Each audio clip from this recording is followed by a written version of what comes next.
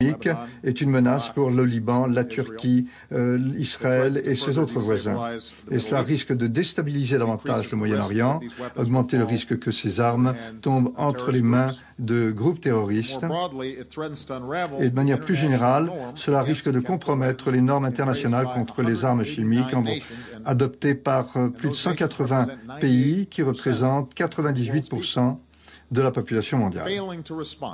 Si nous ne répondons pas à ce défi, à ce manque de respect des normes internationales, cela risque d'envoyer un mauvais signe aux organes, à différents groupes terroristes, à savoir que l'on peut faire ce genre de choses-là sans payer les conséquences. Ça, nous n'allons pas le permettre.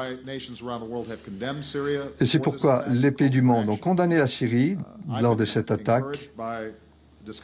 J'ai été encouragé par mes discussions avec mes collègues. On se rend compte de plus en plus que le pays ne peut pas se croiser les bras. Et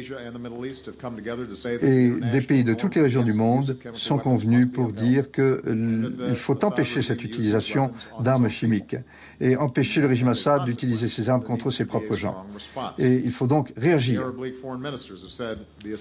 Les ministres ont dit qu'il fallait prendre des mesures contre de telles initiatives. L'organisation islamique, par le biais de son secrétariat, a déclaré que cette attaque était un affront aux normes humaines et aux lois de l'homme. Il faut donc réagir.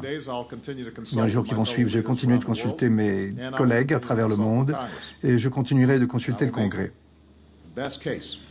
Je prouverai aux Américains ainsi qu'à la communauté internationale qu'il faut prendre des actions adéquates. Je ferai un discours aux Américains mardi, depuis la Maison-Blanche.